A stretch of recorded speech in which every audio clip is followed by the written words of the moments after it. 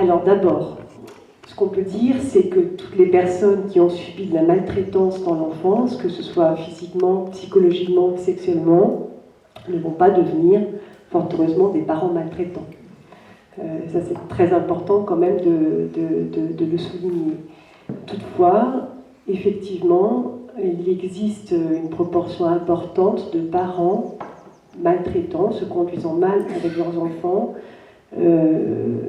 qui ont été eux-mêmes des enfants maltraités. Alors comment ça s'explique? Peut-être on peut entendre dans le mot maltraitant, on entend la notion de traitement. Eh bien, peut-être qu'on peut faire l'hypothèse que ces parents qui sont devenus des parents maltraitants, qui furent jadis des enfants maltraités, eh bien, ces maltraitances n'ont pas été traitées par la parole. Voilà, on peut faire l'hypothèse que ce soit des personnes qui n'aient pas pu trouver autour d'eux des personnes ressources, des adultes, dans la communauté éducative, dans leur famille, peut-être plus tard adultes auprès de leurs proches, eh bien, pour pouvoir dire ce qu'ils avaient reçu comme violence.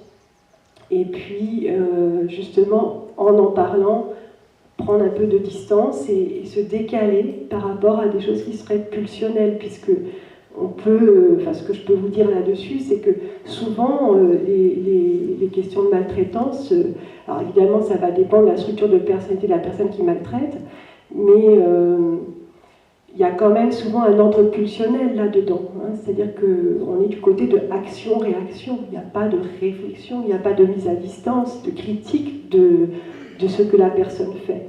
Ça sort comme ça, hein, la parole elle sort sans filtre, le geste il part sans filtre, voilà, il n'y a pas de filtrage, voyez, de critique comme chez la plupart des parents où des fois on a mal dit, on a été maladroit, on a peut-être un petit peu blessant et puis on a un peu d'aller-retour en se disant oh là j'aurais peut-être mieux fait de ne pas dire ça comme ça.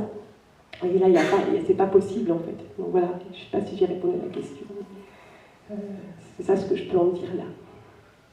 C'est vrai que les parents qui ont subi des violences ont aussi, n'ont pas de repères et ont aussi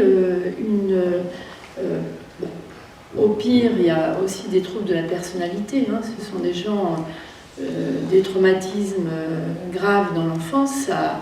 Ça a quand même des conséquences très graves tout au long de sa vie, comme ça avait été dit dans le film.